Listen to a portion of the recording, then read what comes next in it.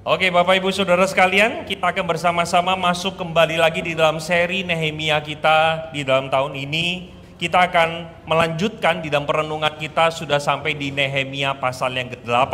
Saya ingin recap dulu untuk pertemuan kita sebelumnya, di mana kita diingatkan pada waktu Nehemia membangun tembok Yerusalem, atau ketika dia balik dari tempat dia menjadi juru minum raja, dia balik ke Yerusalem. Ada dua masalah besar.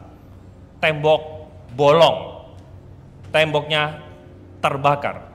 There is a broken wall, not just only broken wall, tetapi there is a broken people too. Jadi ada orang-orang yang hancur, mengalami putus asa, depres. Dan kita sudah lihat bersama-sama dua bulan yang lalu atau 2 minggu yang sebelumnya di dalam Nehemia pasal 6, tembok itu sudah terbangun setelah berapa hari? 52 hari. Sekarang bagian yang berikutnya adalah membangun orang-orang yang hancur. Saya mengajak kita bersama-sama untuk memperhatikan di dalam slide, sudah disediakan juga ayat firman Tuhan, tetapi Bapak Ibu yang memiliki Alkitab fisik ataupun elektronik di dalam HP, silakan dibuka di dalam Nehemia pasalnya yang ke-8. Nehemia pasal yang ke-8 saya akan membacakan untuk kita sekalian. Ketika tiba bulan yang ke-7, sedang orang Israel tetap menetap di kota-kotanya, maka serentak berkumpullah seluruh rakyat di halaman di depan pintu gerbang air. Mereka meminta kepada Ezra, ahli kitab itu, supaya ia membawa kitab Taurat Musa, yakni kitab hukum yang diberikan Tuhan kepada Israel. Lalu pada hari pertama bulan yang ke-7 itu, Imam Ezra membawa kitab Taurat itu ke hadapan jemaah, yakni baik laki-laki maupun perempuan, dan setiap orang yang dapat mendengar dan mengerti. Ia membacakan beberapa bagian daripada kitab itu di halaman depan pintu gerbang air, dari pagi sampai tengah hari, di hadapan laki-laki dan perempuan dan semua orang yang dapat mengerti. Kata semua orang yang dapat mengerti, di dalam terjemahan BIS sama New Living Translation, itu diterjemahkan anak-anak juga. Ya, jadi ada kemungkinan ada anak-anak juga yang mendengarkan. Ayat 4b, dengan penuh perhatian seluruh umat mendengarkan pembacaan kitab Taurat itu. Ezra ahli kitab itu berdiri di atas mimbar kayu yang dibuat untuk peristiwa itu. Di sisinya sebelah kanan berdiri Matika, Sema, Anania, Uria, Hilkia, dan Mahaseya. Sedang di sebelah kiri berdiri Pedaya, Misael, Malkia, Hasum, Hasbadana, Zakaria, dan Mesulam. Ezra membuka kitab itu di depan mata seluruh jemaat karena ia berdiri lebih tinggi daripada semua orang itu. Pada waktu ia membuka kitab itu, semua orang bangkit berdiri, lalu Ezra memuji Tuhan Allah yang Maha Besar, dan semua orang menyambut dengan amin, amin, sambil mengangkat tangan. Kemudian mereka berlutut dan bersujud kepada Tuhan dengan muka sampai ke tanah. Juga Yesua, Bani Serebia, Yamin, Akub, Sabetai, Hodia, Maaseya, Kelita, Asaria, Yosabat, Hanan, Pelaya, yang adalah orang-orang Lewi, mengajarkan Taurat itu kepada orang-orang itu, sementara orang-orang itu berdiri di tempatnya. Bagian-bagian daripada kitab itu, yakni Taurat Allah, dibacakan dengan jelas dan dengan diberi keterangan-keterangan sehingga pembacaan dimengerti. Lalu Nehemia, yakni kepala daerah itu, dan Imam Ezra ahli kitab itu, dan orang-orang Lewi mengajar orang-orang itu, berkata kepada mereka semuanya, hari ini adalah kudus bagi Tuhan Allahmu. Jangan kamu berduka cita dan menangis, karena semua orang itu menangis ketika mendengar kalimat-kalimat Taurat itu. Lalu pergilah ia kepada mereka, pergilah kamu, makanlah sedap-sedapan dan minumlah minuman manis, dan kirimlah sebagian kepada mereka yang tidak sedia apa-apa, karena hari ini adalah hari yang kudus bagi Tuhan kita. Jangan kamu bersusah hati, sebab sukacita karena Tuhan itulah perlindungan. Juga orang-orang Lewi menyuruh semua orang itu supaya diam dengan kata-kata, tenanglah. Hari ini adalah kudus, jangan kamu bersusah hati. Maka pergilah semua orang itu untuk makan dan minum dan membagikan makanan dan pesta ria, karena mereka mengerti segala firman yang diberitahukan kepada mereka. Sampai di sana pembacaan kita pada siang hari ini. Saudara dikasih oleh Tuhan, satu kali waktu saya mempersiapkan bagian ini, saya ingat sebuah kejadian. Yaitu, ada yang tahu ini kejadian di mana? Ini adalah di Changi Terminal 3 Airport Singapura. Saudara, satu kali saya lupa pembicara siapa yang saya jemput. Saya datang ke Terminal 3 dari rumah, seperti biasa saya membawa tas yang saya panggul di depan, bukan karena nggak percaya, tetapi kalau biasa duduk MRT supaya gampang, gitu ya. Nah saudara, alhasil karena tas taruh di depan, saya itu tipikal orang yang gampang berkeringat. Celakanya, waktu saya sudah sampai di Terminal 3, saya sadar, kayaknya there is something wrong dengan baju saya, karena saya khawatir ada bau yang kurang sedap begitu. Cuma saya lihat di jam tangan, waktu masih lama, pembicara belum datang. Akhirnya saya putuskan kayaknya harus cari sesuatu parfum deh untuk bisa menutupi bau yang gak enak. Saudara, datanglah saya ke satu store. Nah ini, Cheers. Setiap kali kok ke Terminal 3 lihat ini, ingat cerita saya ya. So saya mulai mencari di Cheers itu parfum. Saya cari, ternyata di dekat counter kasir itu ada.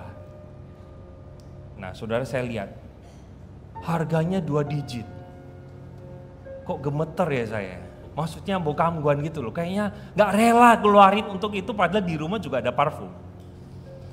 Saudara, saya lihat, wah celaka, kok 2 digit ya, ada yang $19, 18. Saya itu gak rela keluarin duit. Tapi ternyata di antara sekeliling itu, ada satu yang menarik perhatian saya karena dia 1 digit. Jadi parfum itu tulisannya super strong.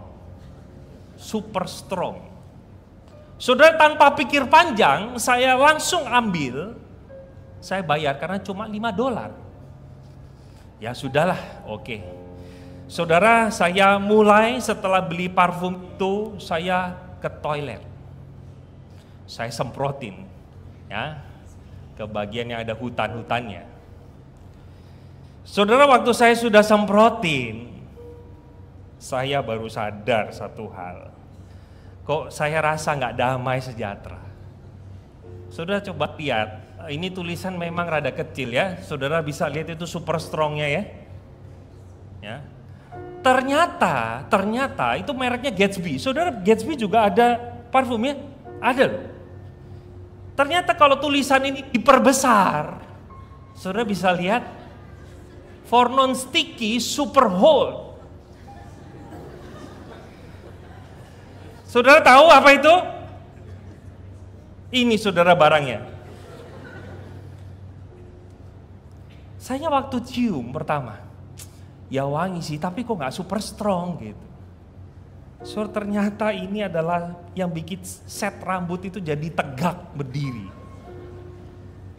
Saudara kebayang gak? Itu bulu ketiak saya itu bisa dimohak loh saudara.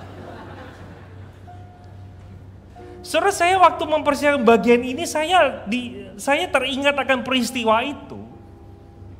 Yang sebenarnya barang ini dipakai bukan ke sini.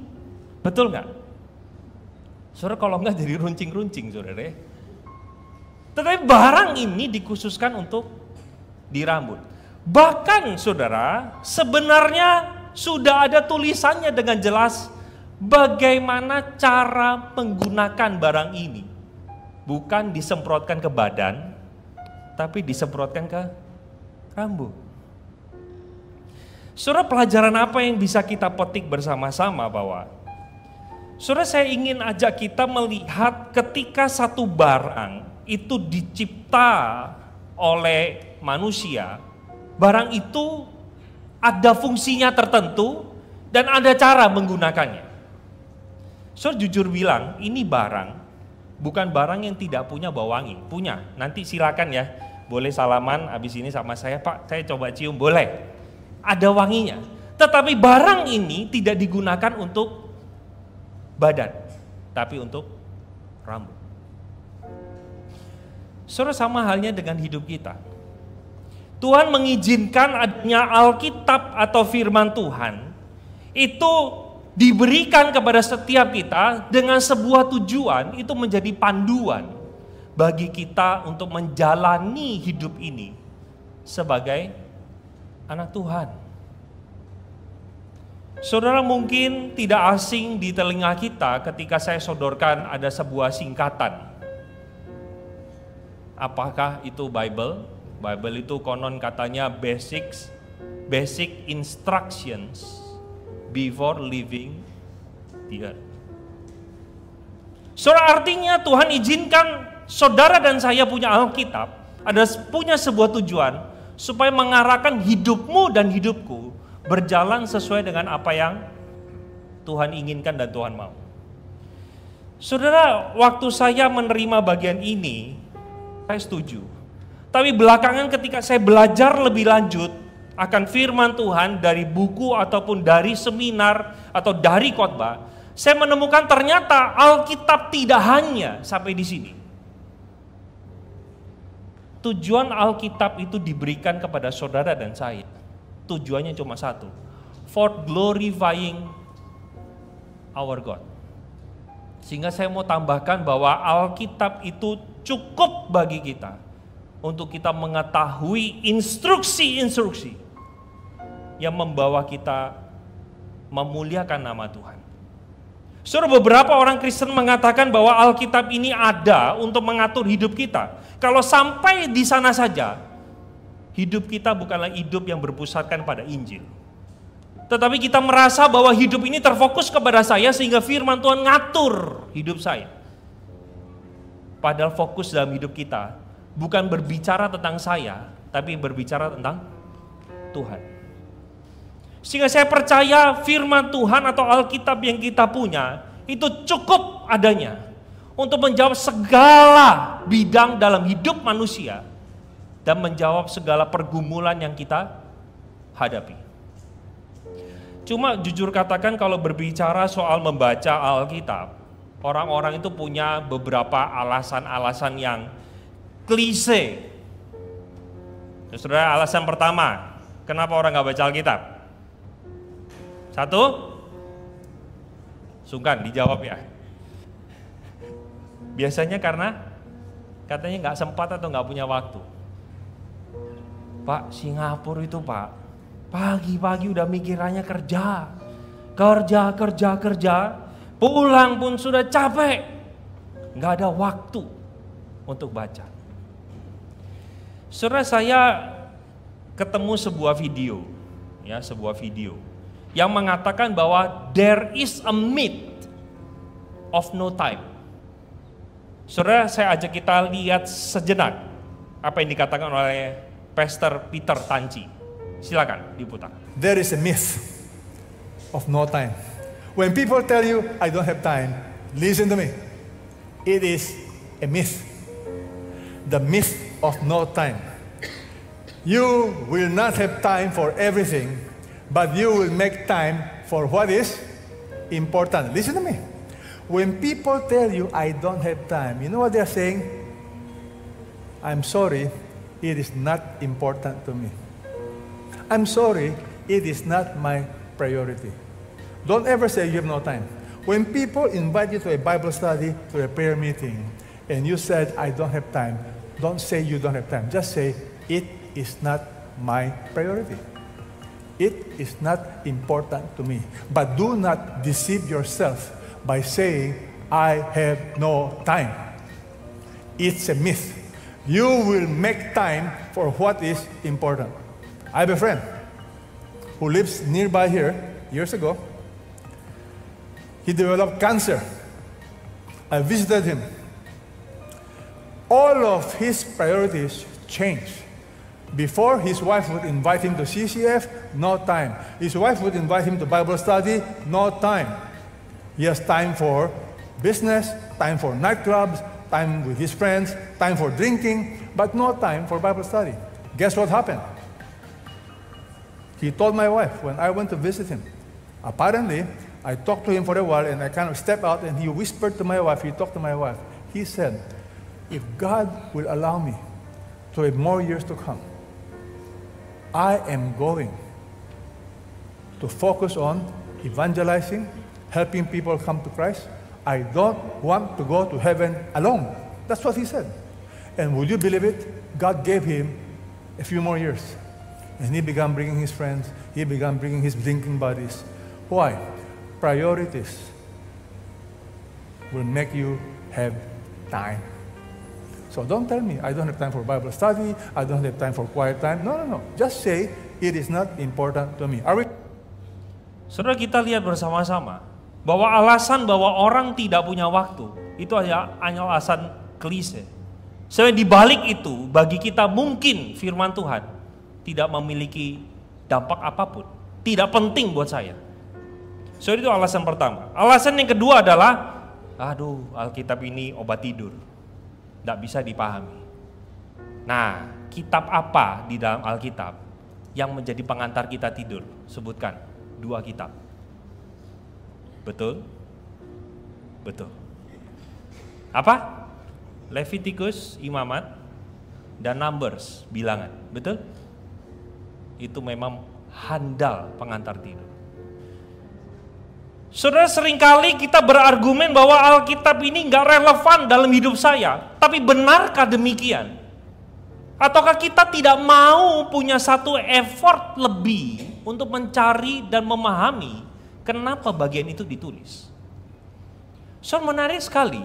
Setiap kita kalau mengalami kesulitan untuk mencari duit, kita akan putar otak sedemikian rupa. Kita akan belajar di YouTube. Kita akan cari source dari TikTok yang bisa membantu saya bisa punya pendapatan lebih dengan cara kerja waktu yang singkat. Betul? Siapa yang tidak mau bisa bekerja hanya 1 jam dapatnya ratusan dolar? Semua mau. Kita bisa cari resources seperti itu. Tetapi ketika kita ketemu dengan bagian firman Tuhan yang gak ngerti, aduh susah bener, tutup. Memang Alkitab gak bisa dipahami. Itu alasan kedua. Alasan yang ketiga adalah kita merasa, dan ini yang paling parah, kita merasa waktu kita gak baca, nothing happen. Saudara, coba deh, setiap kita mungkin pernah paling tidak 1 kali miss kita saat teduh. Entah hari itu mungkin kita lagi hektik, bangun kesiangan kah, atau hari itu memang kelelahan, sehingga kita lupa saat teduh. Saudara, pernah gak ketika kita lupa baca Alkitab, keesokan harinya pada waktu kita bangun tidur, terus kita dapat WA dari atasan kita, kamu gak usah masuk kerja, hari ini kamu pecat, kamu saya pecat, keluar. Terus kita baru ingat, waduh, ini hukuman Tuhan karena aku gak baca Alkitab. Saudara, ada yang mengalami begitu? Ada gak yang karena tidak baca Alkitab 1 bulan, langsung simpenan di bank semuanya 0 karena ada hacker yang curi uangnya? Ada? Gak ada. Saudara, sehingga kita punya pikiran, Tuhan lihat saya membangun kekristenan saya bertahun-tahun dengan tidak membaca Alkitab. Hanya 1 minggu 1 kali datang ke gereja baca Alkitab saja, hidupku tetap go on kok. Salary tetap ada, anakku bertumbuh dengan baik, saya juga bisa makan, saya bisa nikmati hidup.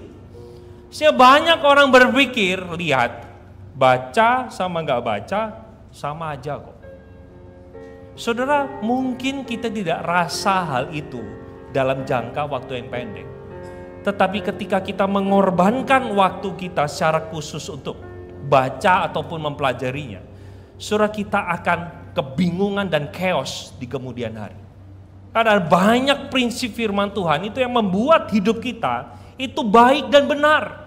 Tapi pada waktu kita melanggarnya, kita akan berada dalam satu kondisi yang sulit hidup ini.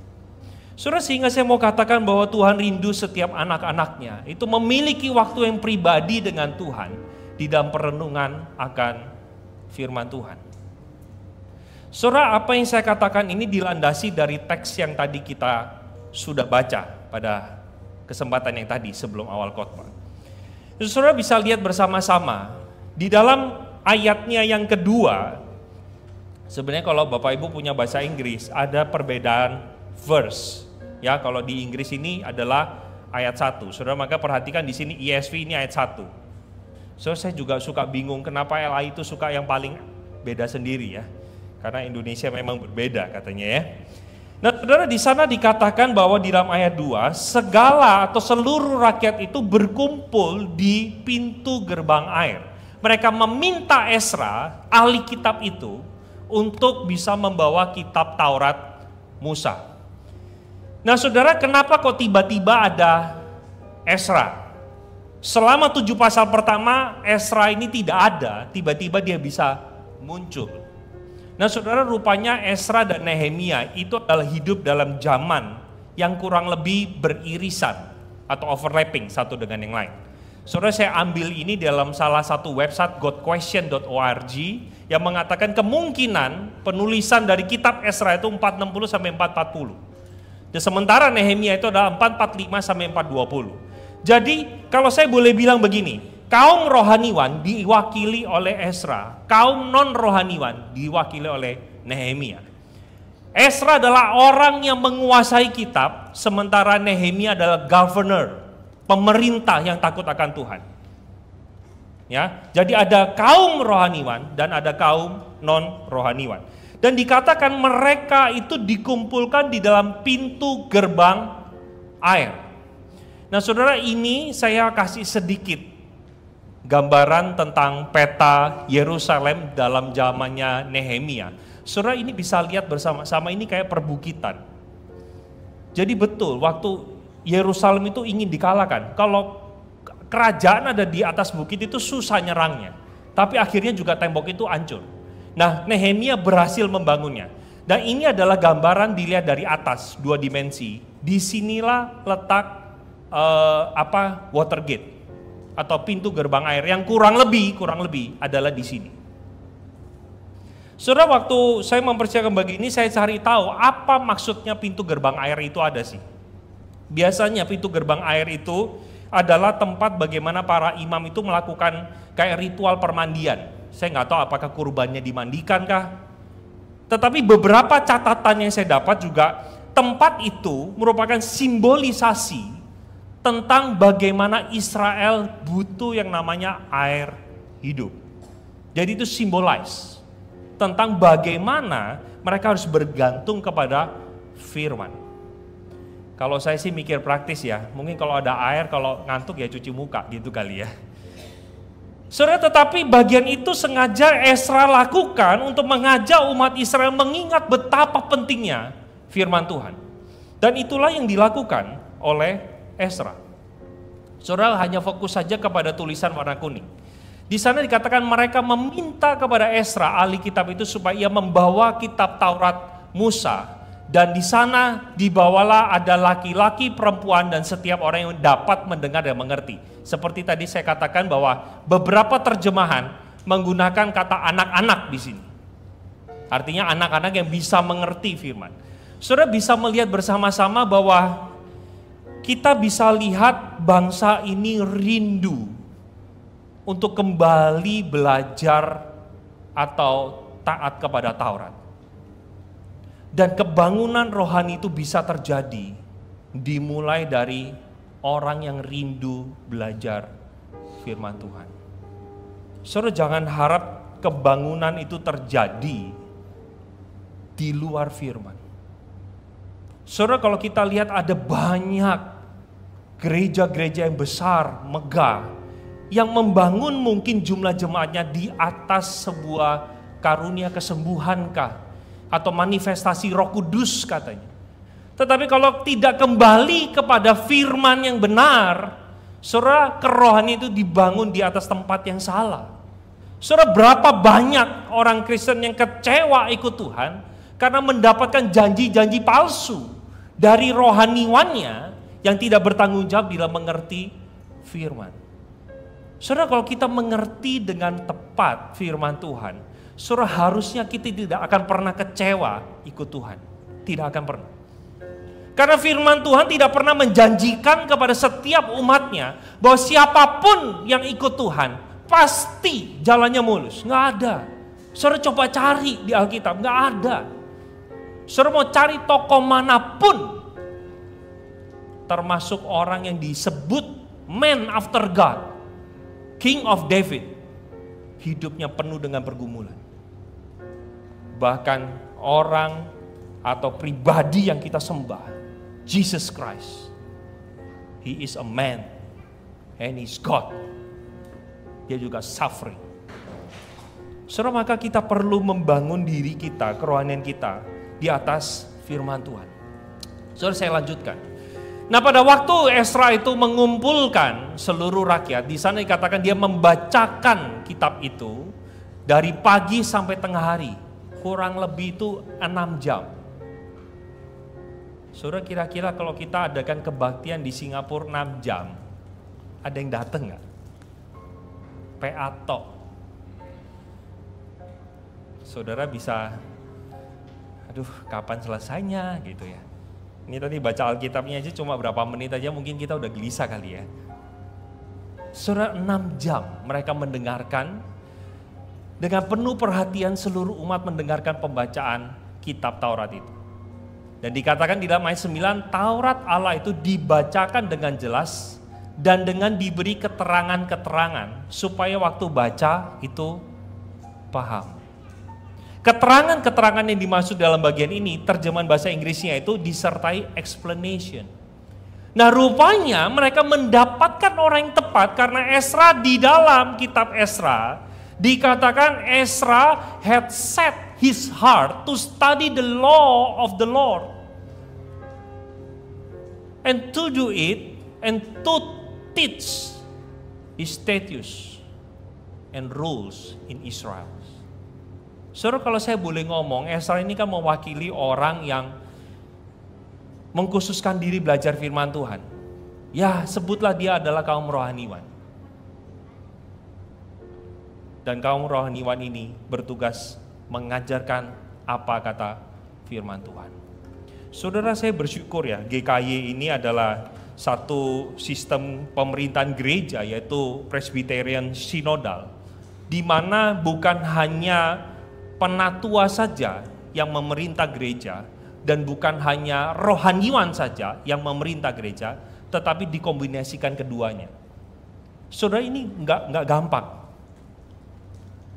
Saya melihat semua namanya pemerintahan ada plus ada minus. Tapi saya bersyukur GKY menerapkan hal ini, memadukan antara rohaniwan dengan non-rohaniwan, sehingga bisa berjalan bersinergi untuk membangun gereja Tuhan. Saudara, saya kira hal itu dibangun dari konsep perpaduan antara Esra dan Nehemia. Saudara, bayangin kalau dibalik gimana?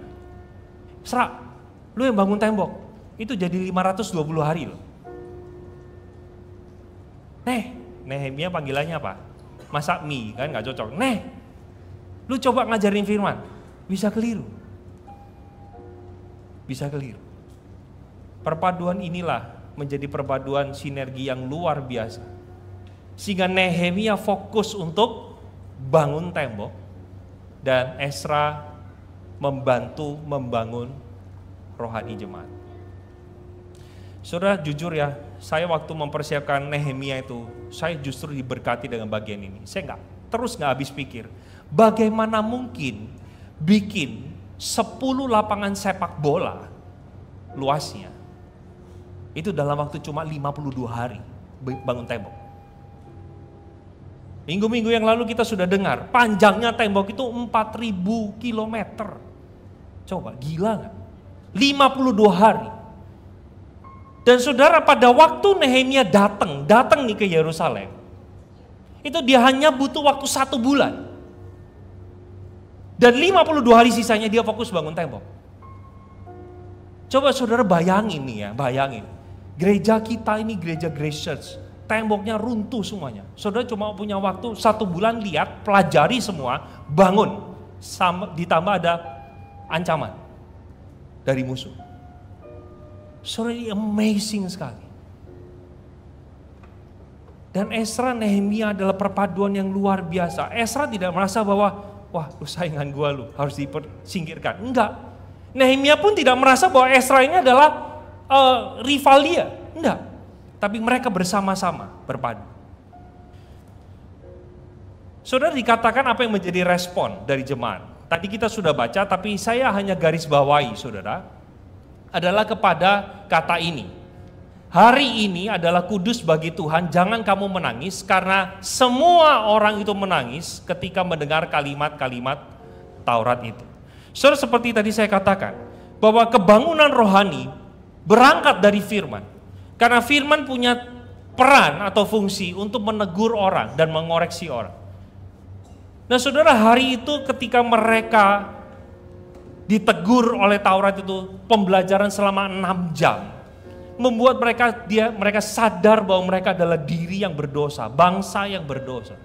Tapi kenapa kok Ezra itu ngajak jangan sedih? Loh saudara, kita itu kadang kalau misalnya KKR, ketemu orang yang nangis, itu kan kita jujur bilang, puji Tuhan, dia mungkin berjumpa dengan Kristus. Tapi siapa tahu dia sebenarnya karena udah tanggal tua kali ya. Nah saudara, kan harusnya dibiarkan menangis saja. Tapi kenapa berulang kali kalau saudara temukan, berulang kali dinasihati, jangan sedih, karena ini adalah harinya Tuhan.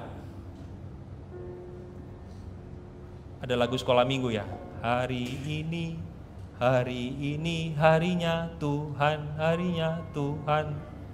Hari Minggu boleh nangis gak datang ke gereja? Soalnya ini bilangnya gak boleh nangis nih, karena hari Tuhan. Nah gini, saudara, nanti kalau kita baca dengan teliti, ayat 1 dikatakan, di bulan ke-7 hari pertama. Saudara, menurut adat istiadat orang Yahudi, bulan yang ke-7 itu disebut sebagai Rosh Hashanah, di mana mereka merayakan tahun baru. Tahun barunya kok bulan Juli gitu. Sebenarnya kalau di dalam penanggalan mereka itu jatuhnya kalau di bulan kita itu kira-kira September atau Oktober. Saudara, September atau Oktober di bulan ke-7 hari pertama itu adalah hari raya tahun baru. Saudara, aneh gak sih kalau saudara ini masuk nih tanggal 1 Januari, orang tiup trompet, kita meneteskan air mata. Kayaknya kita ngomong, bro lagi kenapa kamu? Tanggal tua, belum gajian, harus bayar kontrakan, tagihannya terus melilit. Saudara, karena konteksnya adalah ini tahun baru, makanya rekan-rekan Ezra bersama dengan kaum Lewi nasihatkan, ya udahlah gak usah nangis. Hari ini hari tahun baru. Nanti minggu depan saudara akan lihat, yang saya khotbahkan adalah the first day. Nanti next weeknya kita akan lihat the second day. What happened? Nah saudara, seperti tadi saya katakan, bahwa mereka bertobat, mereka menangisi dosanya, mereka bersuka cita di dalam Tuhan, karena mereka menemukan kasih dan pengampunannya. Mereka adalah bangsa yang berdosa, mereka menemukan adanya pengampunan lewat firman Tuhan. Nah hal ini senada saudara dengan apa yang dituliskan di dalam 2 Timotius 3 ayat 16. Segala tulisan diilhamkan, saya kasih tanda kurung karena menurut saya kata yang itu kurang tepat. Ketika kita melihat di dalam bahasa Inggrisnya dikatakan dengan jelas, all scripture is breathed, dinafaskan oleh Allah, yang berfungsi untuk menyatakan kesalahan, memperbaiki kelakuan dan mendidik orang di dalam kebenaran, dan tujuannya juga untuk mengajar. Saudara, 4 tujuan inilah yang firman Tuhan berikan, yaitu teaching, reproof, correction, dan training. Maka dari itu saudara, saya mengundang kita bersama-sama. Kalau kita ingin mengalami satu kebangunan rohani di dalam diri kita, maka saudara perlu namanya membaca. Firman Tuhan itu harus dibaca. Cara bacanya piye? Saya tawarkan 2 cara.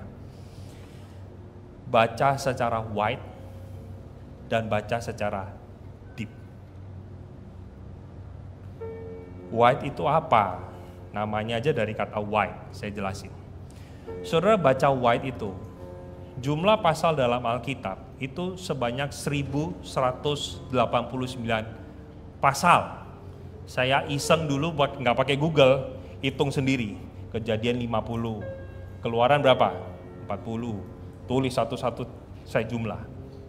Ternyata 1189. Kalau kita mau satu hari baca satu pasal, berapa tahun habis?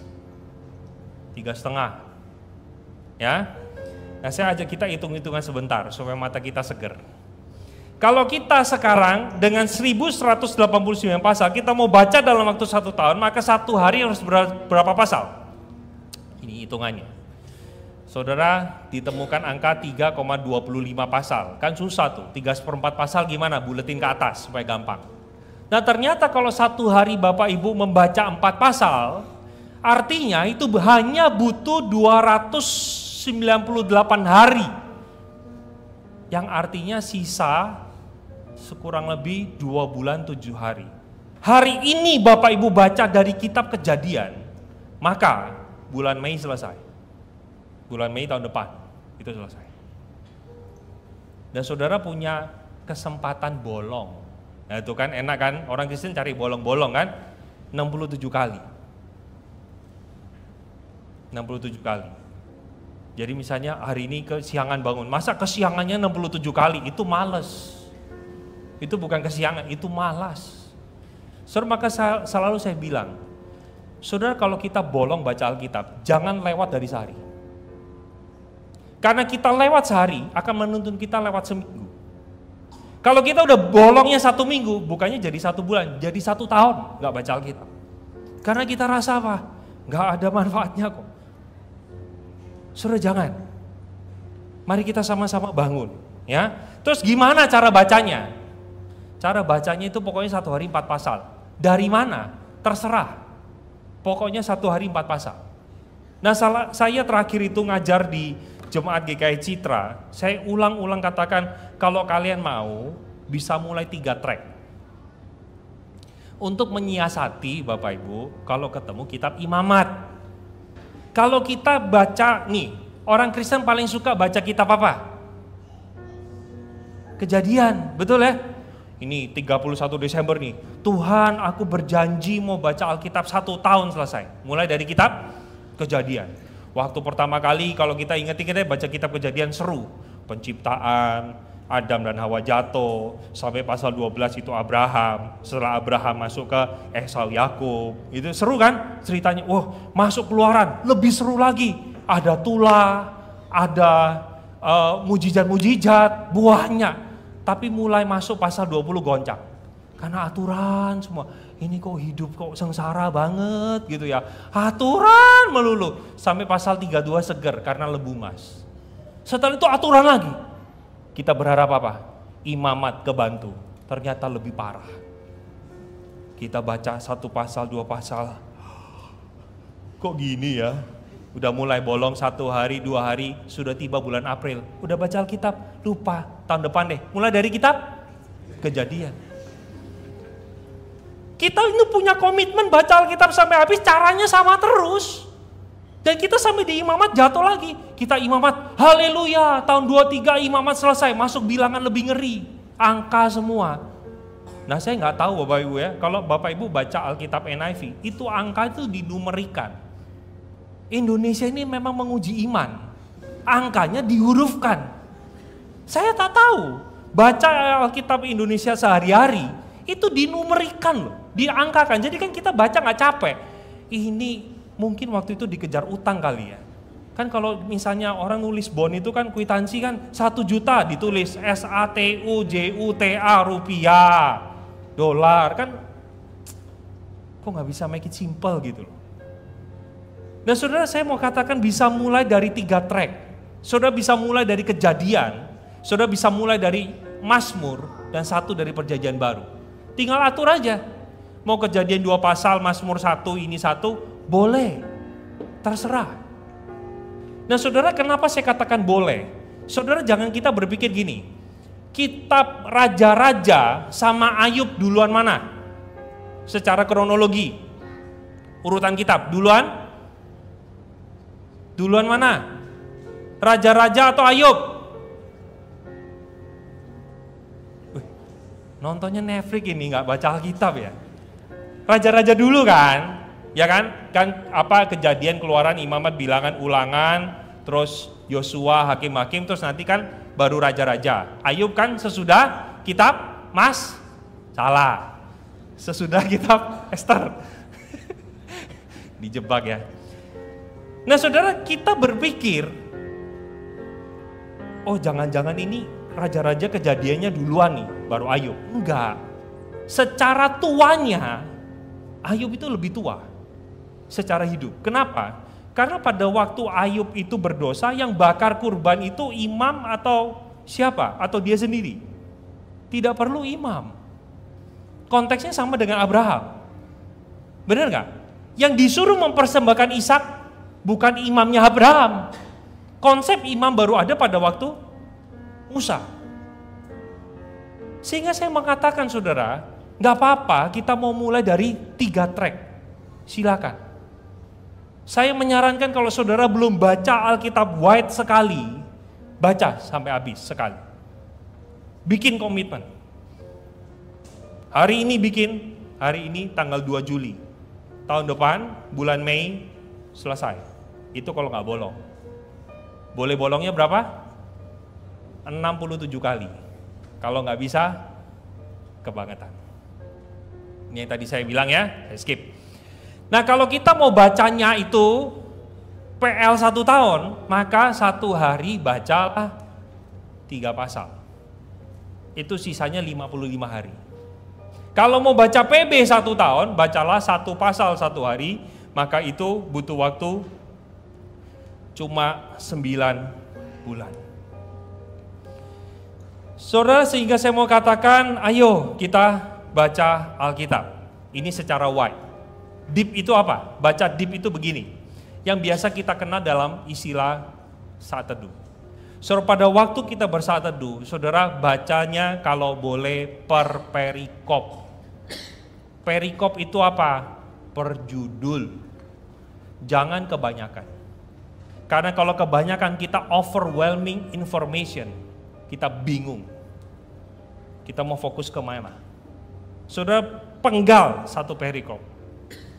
Setelah itu saudara ulangi beberapa kali supaya cerita itu resapi dan bayangkan dan refleksikan dari bagian tersebut. Ini saya secara cepat saja. Nanti kalau saudara mau lebih detail, nanti di kelas BCC saya akan bagikan, Basic Christianity Class. Supaya saudara mau ikutin secara detail. Nah saudara, saya pakai sebuah analogi. Ya, kalau tadi cara bacanya adalah deep sama wide. Nah saya pakai analogi, ada orang yang mengatakan kepada saya dengan ilustrasi yang bagus sekali. Kita itu harus baca Alkitab seperti kita, maaf ya, wah ini tulisannya salah semua. Kita harus baca Alkitab kayak kita baca koran. Saudara, kalau kita baca koran kan nggak lihat kata per kata. Kita tangkap, oh artikel ini, koran ini sedang ngomong berita ini, kita tahu. Tapi nggak boleh baca Alkitab cuma kayak baca koran. Yang kedua, harus kayak baca resep. So di sini ya, ada resep pancake. Ditulis, saya sengaja tulisan kecil supaya nggak usah nyontek. Nanti ditulis lagi. Ya, catatan khotbahnya isinya 1 cup pancake mix gitu ya. Saudara lihat ya, di sini 1 cup pancake mix, 3/4 cup susu, 1 telur. Terus habis itu 1 tablespoon of vegetable oil. Saudara misalnya nggak ada susu nih, pakai air aja deh, ini nggak jadi pancake. Jadinya apa? Pen-penan, gitu ya. Nggak jadi cake, nggak bisa dimakan. Saudara, sehingga ketika kita baca Alkitab seperti baca resep, presisi. Oh ternyata kata Taurat munculnya 6 kali. Oh ternyata jangan bersedih munculnya 3 kali. Nah itu presisi. Tapi jangan kita hanya membaca Alkitab seperti baca koran dan baca resep. Yang ketiga, bacalah seperti baca surat cinta. Saudara, pada waktu orang baca surat cinta, itu huruf yang orang lain tulis, saya cinta kamu, tapi dari pria yang dia benci. Dengan saya cinta kamu dari pria yang dia sukai, itu lain. Aneh ya? Nah saudara, kalau kita itu membaca Alkitab seperti surat cinta, kita akan merasakan betapa luar biasanya cinta Tuhan kita. Saudara, sehingga saya mau katakan yang dibutuhkan oleh setiap kita untuk kita bisa bersaat teduh itu hanya 2, komitmen dan kesetiaan. Komitmen dan kesetiaan. Saudara, komit tanpa kesetiaan, komitmenmu akan luntur. Kesetiaan dan komitmen berjalan bersama-sama. 1 tahun selesai baca Alkitab. Amin? Nggak ada amin ya, karena terlalu berat ya. Saudara, kebangkitan rohani atau spiritual dimulai bukan hanya lewat dibaca, tetapi firman itu perlu untuk namanya direnungkan.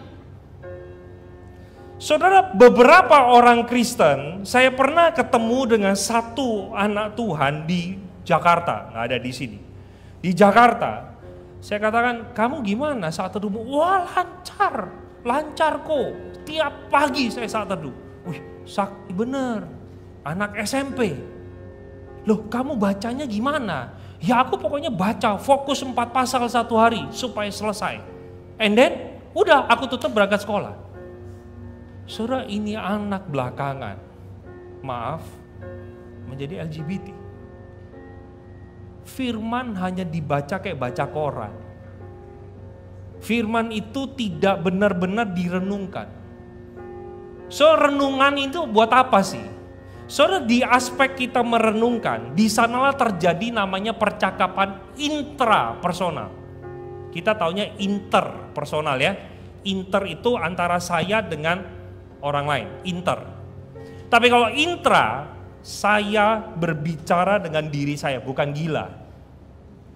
Contoh, kita baca firman Tuhan. Percayalah kepada Tuhan dengan segenap hatimu, jangan bersandar pada pengertianmu sendiri. Saudara, aspek merenungkan itu kita bertanya pada diri kita sendiri. Yang aku sandarkan itu siapa atau apa? Kapan saatnya aku tidak mengandalkan Tuhan? Kalau aku tidak mengandalkan Tuhan, aku mengandalkan apa atau mengandalkan siapa? So di aspek merenungkan itulah kita kayak seperti quote and quote dicuci bersih. Saudara, saya selalu kasih perumpamaan bahwa aspek merenungkan itu seperti kita lagi mandi. Tapi merenung itu adalah seperti kita bercermin. Nih wanita-wanita nih ya, cantik-cantik di sini. Ada yang berani nggak pakai lipstik tanpa cermin? Mesti nggak pede. Apalagi pakai kuas. Nanti bisa kayak badut tuh, kalau nggak rata ya. Saudara, cermin itu menolong kita. Wih, masih ada busa. Wih, ada jerawat lu di sini. Wih, di sini belum bersih. Cermin membantu kita melihat diri kita. Saudara, pada waktu kita membaca firman, kita renungkan, itu reflected with ourselves. Yang ketiga, bukan hanya dibaca dan direnungkan, tetapi dilakukan. Dan yang keempat, kalau boleh dibagikan dan diajarkan.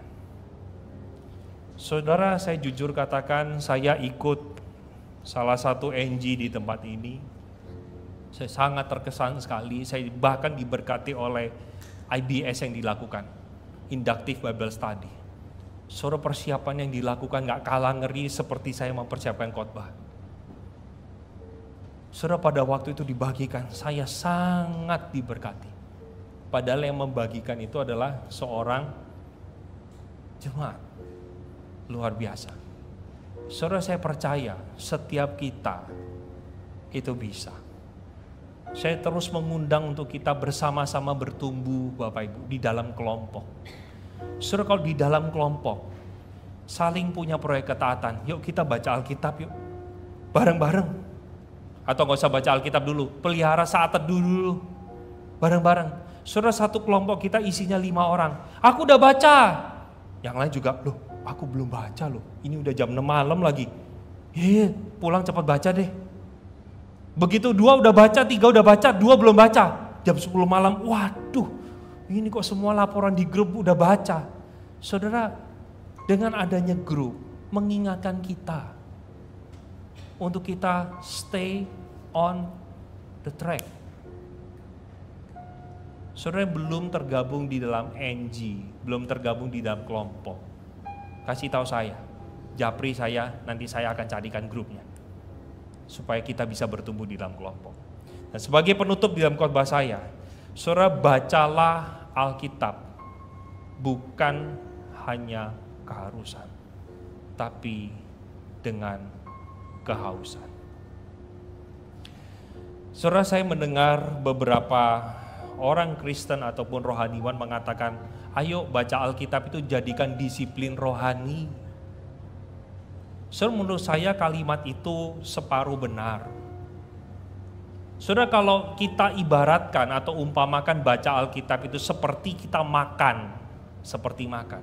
Saudara, saya mau tanya, apakah tadi siang pada waktu kita makan itu disiplin atau bukan? Atau kesukaan kita? Pada waktu kemarin kita makan itu kita nantikan atau kita, ya kok makan malam lagi, ya kok makan siang lagi? Enggak kan? Kita nunggu-nunggu kan? Ya, saudara yang udah lama di Singapura mah nggak nunggu-nunggu gitu. Saudara, kapan makan itu jadi disiplin rohani, jadi sebuah disiplin? Pada waktu sakit. Saudara, pada waktu kita di rumah sakit terbaring, kita nggak punya selera makan, nggak punya appetite. Di saat itulah disiplin. Disiplin itu suka nggak suka, lakukan. Saudara, kalau kita membaca Alkitab hanya sekedar disiplin rohani, menurut saya ada yang salah dengan kekristenan kita. Karena kita tidak pernah menikmati Tuhan. Kita tidak pernah menantikan kerinduan, menantikan Tuhan seperti rusa yang merindukan sungai. Saudara, kalau kita baca Alkitab cuma sekedar karena harus, kita perlu bertanya pada diri kita, apakah aku mengasihi Dia atau tidak? Saudara, mari bangun kerohanian kita berlandaskan pada firman Tuhan. Saudara, tadi kita sama-sama sebelum khotbah kita sudah terima perjamuan. Saudara, kita sudah lihat kok, Tuhan mengasihi saudara dan saya, nggak perlu ragu. Salib buktinya. Dia mencintai saudara dan saya habis-habisan. Dia korbankan yang paling precious untuk saudara dan saya. So, hari ini ketika kita mengatakan saya cinta Tuhan, saudara, kita nggak usah muluk-muluk katakan Tuhan, I give my soul to you. No, Tuhan cuma bilang, kamu mau gak sih mulai dari start from the simple, baca firman, renungkan, lakukan, bagikan. Apakah kita rindu melakukannya?